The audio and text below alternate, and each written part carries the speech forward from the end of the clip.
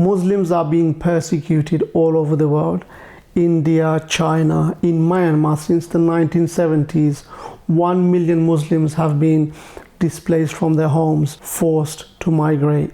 More than 200 Uyghur children have been imprisoned by China for receiving Islamic studies. Israel has killed over 34,000 Palestinians, including 14,685 children and 9,670 women, according to UN stats, during the last 9 months in Palestine. In various parts of the world, Muslims are being persecuted or massacred as we speak, and this has been going on for decades. Despite being 2 billion strong, it seems we are unable to protect our brothers and sisters anywhere. Muslims, we are the second largest group in the whole world, yet we appear inefficient when it comes to defending ourselves. When did we allow our voices to be silent? How did we fall so behind in technology and science? Let's explore the history of our Muslim ancestors and see if we can find some answers. The conquest of Istanbul, formerly known as Constantinople,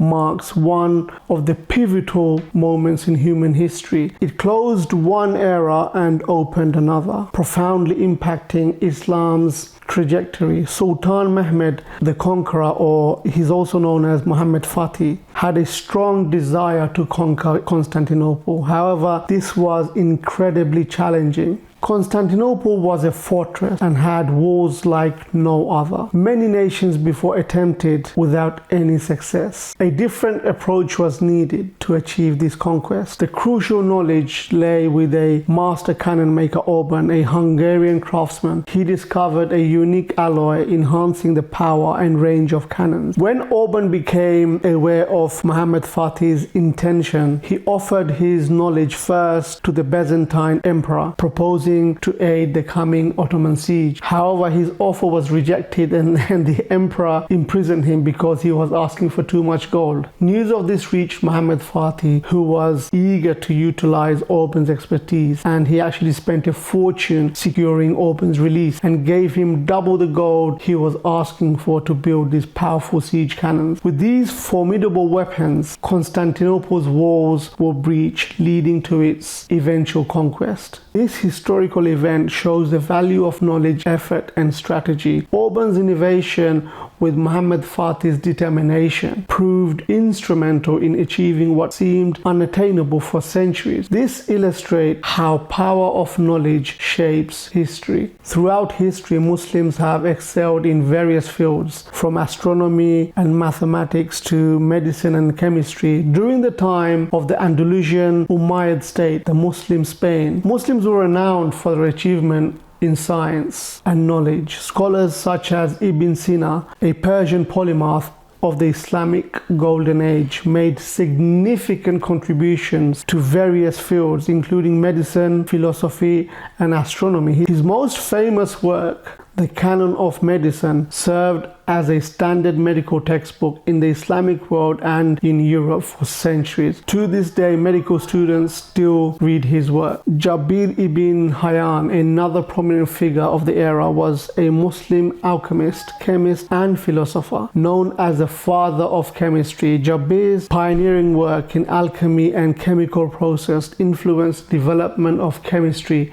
in the Islamic world and beyond. Al-Zahrawi, a distinguished physician and surgeon from Al-Andalus during the 10th century, wrote the Kitab al-Tasrif, a comprehensive medical encyclopedia covering surgery, medicine, pharmacology. Al-Zahrawi contributed to surgery that led him to be considered one of the most significant figures in history of medicine. These scholars, among others, played a crucial role in advancing knowledge and shaping the respective fields in the Islamic Golden Age. Their work were highly influential not only within the Muslim world but also Europe and beyond, contributing to the foundation of modern science and medicine. Pierre Curie, a noted French physicist, emphasized the importance of 30 surviving books from Muslim Andalusia, suggesting that they played a role in scientific breakthroughs like splitting the atom. He also talked of millions of other books that were burnt or destroyed during events such as the Mongol invasion, believing that even if half of the books had survived, humanity might have achieved intergalactic travel by now. Our Prophet, peace be upon him, urged us to seek knowledge, even if it required traveling as far as China. The Quran repeatedly encourages reflection and contemplation, emphasizing that progress or decline of Muslims depends on how much they pursued beneficial knowledge. A prominent Ottoman scholar, Sayyid Nursi, identified internal conflict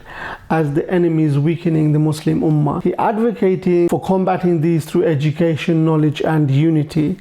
While the transformative power of education has been discussed, poverty also plays a part. Have you ever thought of the world's famous brands? How many of them are owned by Muslims? Not many. If there were, then the boycott list against Israel wouldn't be this massive. When our financial resources are not strong, our voices don't come out strong as well. Also, conflict, division, separation weakens Muslims as well, making them vulnerable to external threats such as Israel's genocide in Palestine. When Muslims or Muslim majority states are in constant conflict with each other, when there's an atmosphere of dispute and coldness between us, and if we don't unite and stand together, we will fall behind.